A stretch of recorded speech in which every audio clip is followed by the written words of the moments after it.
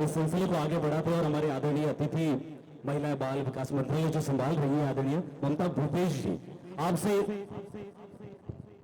सवाल वही है, आज इस पद पर हैं आप, जिस कद पर है, उससे पहले जो कद था, एक लड़कपन था, छात्र जीवन था, छात्रा जीवन आपने निकाला है, उससे लेके अब तक का सफर, कोई कठिनाई या कोई ऐसी बात जो आप शेयर करना चाहते हैं छात्राओं से, वो सब हम आज आपसे जानना चाहेंगे जो आपने पहले कहीं नहीं कही हो।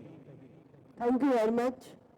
मेरे साथ में वुमेन कमीशन की चेयरमैन रेहाना जी, चाइल्ड राइट कमीशन की चेयरमैन संगीता जी, हमारी मेयर मनीष जी, और बहुत ही मंच पे गरिमा में उपस्थिति जिन मेरी दोस्तों की है सभी को, और सामने निर्मल जी भी बैठे रहे हैं, A1 टीवी के सभी हमारे साथीगण, और उससे भी ज्यादा जो आज की इस रौनक के अंदर हमारी बहनें जो स्कूल कॉलेज की छात्राएं बैठी हुई हैं, मैं आप सब लोगों का इस बहुत ही सुंदर कार्यक्रम में मुझे यहाँ पे गरिमा में उपस्थिति दे के आप सब लोगों से जो मिलने का आपने मौका दिया, उसके लिए पूरे सिस्टम को बहुत बहुत फर्स्ट ऑफ ऑल धन्यवाद देना चाहती हूँ।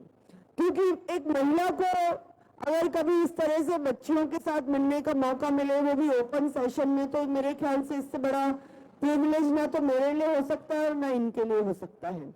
आज राजनीति में जिस मुकाम में हूँ, मुझे लगता है कि शायद छात्र जीवन में NSUI से मैं राजनीति के अंदर जुड़ी, 93 के अंदर मैं महारानी कॉलेज के अंदर पढ़ती थी, और तब से मैंने NSUI से जुड़ के यूथ कांग्रेस और तमाम पार्टी के साथ कोई भी अपनी विचारधारा हो सकती है, उस विचारधारा के साथ जुड़ के आज मैं इस मुकाम पे पहुंची हूँ। मैं अपनी बहनों से कहना चाहती हूँ कि आप कुछ भी बन सकती हैं। कुछ सालों पहले जैसे आप सामने कुर्सियों पे बैठे, वैसे उस जगह पे हम लोग बैठा करते थे, और हमारे सामने भी हमारे बहुत गेस्ट आते थे, बड़े बड़े लोग आते थे। हम सोचते थे कि कैसे आदमी मुख्य अतिथि बनता है, कैसे मंत्री बनता है, कैसे विधायक बनता है, कैसे सांसद चुनते हैं, कैसे मेयर चुनते हैं। बड़ा क्यूरियोसिटी रहती थी, कौन होते होंगे वो लोग जो मंच के ऊपर बैठते हैं। हम स्टूडेंट थे तब यही बातें सब दिमाग में आती थी। लेकिन मैं आप लोगों से कहना चाहती हूँ, वहां से लेके यहाँ तक की दूरी बहुत ज्यादा दूर नहीं है। अगर आप अपने मन में दृढ़ निश्चय कर ले किसी चीज का, और आप ठान ले कि मुझे ये काम करना है, तो हिंदुस्तान की नारी के अंदर वो शक्ति है कि अगर उसने ये ठान लिया कि मुझे कोई काम करना है, तो वो काम करके रहेगी। इसलिए आप लोग भी अपनी जिंदगी में जो भी कुछ बनना चाहती हैं, उसके लिए आप अपना पूरी तरह से दृढ़ हो जाइए और मन के अंदर ठान लीजिए कि मुझे ये काम करना है। चाहे आप डॉक्टर बने, इंजीनियर बने, चाहे आप पॉलिटिक्स में आए, चाहे हमारे एडमिनिस्ट्रेटिव ऑफिसर्स हमारे बीच में बैठी हुई हैं, IPS ऑफिसर है, हम सब लोग, कोई भी कुछ भी बन सकता है। लेकिन हमको अपने मन के अंदर जो बात है उसको देखना पड़ेगा, महसूस करना पड़ेगा। और आज के इस युग में मैं पेरेंट्स के साथ में भी, एक क्योंकि खुला सेशन आपका लाइव चल रहा है, मैं पेरेंट्स से भी कहना चाहती हूँ कि आजकल बच्चों से ज्यादा पेरेंट्स को प्रतिस्पर्धा हो गई, कंपटीशन हो गया कि किसी का बच्चा कितने नंबर लेकर आ रहा है तो तुम भी इतने नंबर लेकर आओ, 90 लाओ, 95 प्लस लाओ। जब हम लोग पढ़ते थे तो फर्स्ट डिवीजन आती थी तो बहुत खुश होते थे कि फर्स्ट डिवीजन आ गई। लेकिन आज जो पेरेंट्स का भी एक पीयर प्रेशर हो गया सोसाइटी के अंदर, तो उस प्रेशर को भी पेरेंट्स से कहना चाहती हूँ, अभिभावकों से, कि अपने बच्चों के ऊपर दबाव ना दें। सिर्फ एक पढ़ाई एक ऐसा सेक्टर नहीं है कि उसका दबाव देके उसके अंदर आगे बढ़ाया जा सके। बहुत से खुले ओपन सिस्टम चल रहा है, इसमें बहुत सी सुविधाएं हैं, बहुत से मंच है। कोई अच्छा पेंटर बन सकता है, कोई अच्छा ओरिएटर बन सकता है, कोई अच्छा डांसर बन सकता है, कोई स्पोर्ट्समैन। आज हमारे साथ में एक विधायक है कृष्णा पूनिया, जो इंटरनेशनल मेडलिस्ट है, हमारे लिए पद्मश्री है, हमारे लिए एक तरह से बहुत ही नजदीक भी है मेरे, और एक इतने बड़े मेडल लेकर आई, तो उनका भी नाम इस देश और दुनिया के अंदर हुआ है।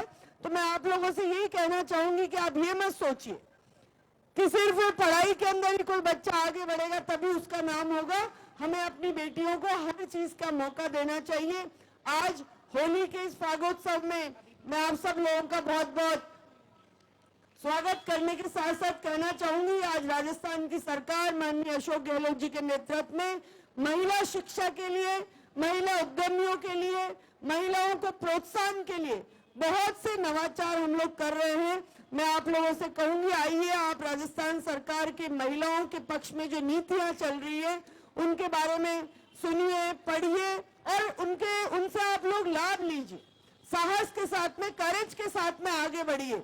आज सरकार चाहती है कि हमारी महिलाएं जो हैं, हमारी बेटियां मुख्य धारा में आए और राजस्थान की प्रगति और तरक्की में हमारी बेटियों का, हमारी महिलाओं का, हमारी बहनों का हिस्सा हो। ये हम सब लोग चाहते हैं। महिला दिवस आ रहा है, लोग कहते हैं महिला दिवस आ रहा है, ये प्रोग्राम करिए, लेकिन मुझे लगता है कि कौन सा दिवस महिला दिवस नहीं है। किस दिन हम लोगों को काम नहीं करना पड़ता, किस दिन हम लोगों को चैलेंजों का सामना नहीं करना पड़ता। हर दिन हमारे लिए महिला दिवस होना चाहिए। हमारे दिल में भावना होनी चाहिए कि हमें हर दिन जब हम लोग सोशल सेक्टर में काम करने के लिए निकलते हैं तो शाम को घर जाएं तो अपने आत्मचिंतन करें कि आज पूरे दिन जो हमने अपने 12-15 घंटे वर्किंग आवर्स निकाले हैं उसमें हमने कितनी महिलाओं के लिए क्या समर्पण की भावना से आज कार्य किया, किनको किस चीज के लिए मोटिवेट किया। हर दिन आप शाम को आके अपने आप सुबह संकल्प लेके निकलिए और शाम को अपने आप से बात करिए कि जो संकल्प लेके मैं निकली थी कि हम 2 महिला, 1 महिला, 4 महिला, और महिला को जरूरी नहीं है कि कोई बहुत बड़ी हो।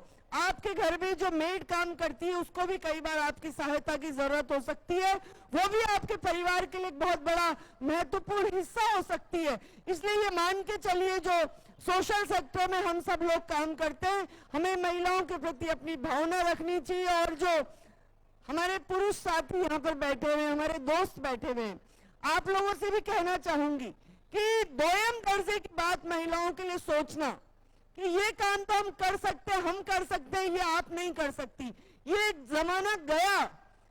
निर्मल साहब, ये जमाना आज नहीं है। आज आप नहीं कह सकते किसी भी चीज के लिए कि ये काम महिला करेगी और ये पुरुष करेगा। आज महिलाएं बराबरी से हमारी हर क्षेत्र के अंदर काम कर रही है। और मुझे खुशी है कि राजस्थान, जिसको एक रूढ़िवादी प्रदेश कहा जाता था, जिसको एक पुरानी परंपराओं वाला प्रदेश कहा जाता था, किसी जमाने में लड़का लड़की के अंदर यहाँ अंतर बहुत ज्यादा था, आज मुझे आप लोगों के सामने बताते हुए खुशी है कि आज जेंडर इक्वलिटी की अगर हम बात करें तो 1000 लड़कों के अनुपात में 947 लड़कियां राजस्थान के अंदर आज हो चुकी हैं। हमारा अनुपात बहुत बड़ा है और हम चाहते हैं हमारी चाहे डिस्कशन से, हमारे नए छोटे छोटे सेमिनार करके और अवेयरनेस कैंप्स लगा के हम राजस्थान के अंदर आने वाले वर्षों के अंदर 1000 के अनुपात में 1000 से ज्यादा लड़कियां हम लोग कर पाए, भ्रूण हत्या को रोक पाए, बाल विवाह को रोक पाए। इन तमाम चीजों के लिए हमें संकल्पित होना पड़ेगा, तभी हमारा राजस्थान प्रगतिशील प्रदेश बनेगा। और उस प्रगतिशील प्रदेश में आपका और हमारा नाम सबसे ऊंचा आना चाहिए, महिलाओं का। ये हम सब लोगों की प्राथमिकता है। आज हमारी सरकार अशोक गहलोत जी के नेतृत्व में महिलाओं के हक में, उनके हुकूक में, उनके उन्नति में लगातार काम कर रही है। इसलिए मैं चाहूंगी कि पुनः एक बार आप लोगों से कहना चाहूंगी, सरकार की योजनाओं के बारे में देखिए। आप लोगों के लिए बहुत से कार्य हमारी सरकार कर रही है। हम चाहेंगे हमारी नौजवान पीढ़ी उन योजनाओं से जुड़े और राजस्थान को आगे बढ़ाने का प्रयास करे।